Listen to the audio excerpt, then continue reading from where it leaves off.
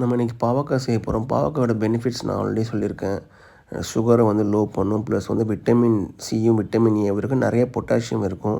Phone ஃபார்மேஷன்ஸு plus heart disease கொழுப்பெல்லாம் வந்து நீக்கிரும். நம்ம வந்து ஒரு சைடை வந்து நம்ம வந்து ஸ்லைஸாக கட் பண்ணி அதில் இருக்க விதையெல்லாம் எடுத்துரும். ஏன்னா அந்த விதையெல்லாம் நிறையா உங்களுக்கு கசப்புத்தன்மை இருக்கும். கசப்புத்தன்மை போகிறதுக்காக நம்ம என்ன பண்ணியிருக்கோம், குட்டி குட்டியாக ஸ்லைஸாக ரவுண்டாக கட் பண்ணியிருக்கோம். அந்த கட் பண்ண தனியாக நம்ம எடுத்து வச்சுட்டு அடுப்பை பற்ற வச்சுருக்கோம். நம்ம வந்து இதில் கடாயில் எண்ணெயை ஊற்றிருக்கோம். இந்த நேரத்தில் நம்ம என்ன செய்கிறோன்னா மஞ்சத்தூள் ப்ளஸ் அதெல்லாம் போட்டு நம்ம வந்து என்ன செய்கிறோன்னா அதோட உப்பும் போட்டு அதோட கசப்பு தன்மை போகிறதுக்காக நம்ம அள்ளி ஊற வச்சுருக்குறோம்.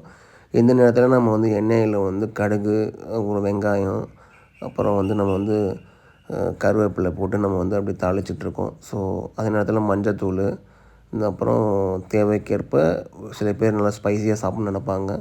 ஸோ அதுக்காக நீங்கள் வந்து அந்த மிளகாத்தூள் ஆட் பண்ணிக்கலாம்.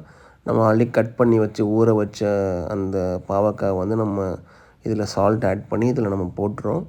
பாவக்காயோட வந்து கசப்புத்தன்மை ஆல்ரெடி அது போயிருக்கும். ஏன்னா நம்ம 1/2 அன் ஹவர் ஊற வச்சனால. ஸோ இதை இப்போ நம்ம நல்லா வந்து பாவக்காய் நல்லா வேகிற வரைக்கும் நீங்கள் வந்து ஸ்லிம்மில் வச்சு நல்லா நீங்கள் வந்து ஸ்டில் பண்ணிட்டே இருக்கலாம். இதோட கலர் உங்களுக்கு கொஞ்சம் கொஞ்சம் போக போக மாறும். ஸோ அது க்ரீனிஷாக இருக்கிறது வந்து போக நம்ம மஞ்சத்தூள் ப்ளஸ் இதெல்லாம் போட்டிருக்கனால அவங்க மாறும். கொஞ்சம் எண்ணெய் நிறையா ஊற்றணும். உங்கள் பாவக்காய் ரெடி.